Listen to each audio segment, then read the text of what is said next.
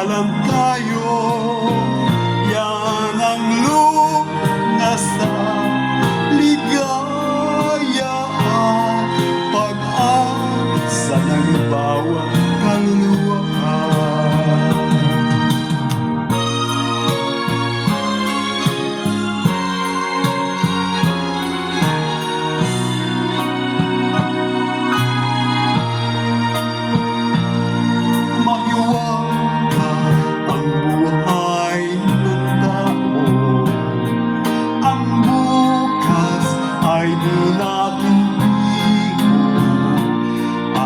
Manalig, lagi sana tayo.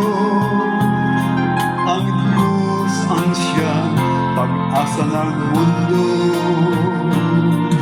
Pag-ibig sa ating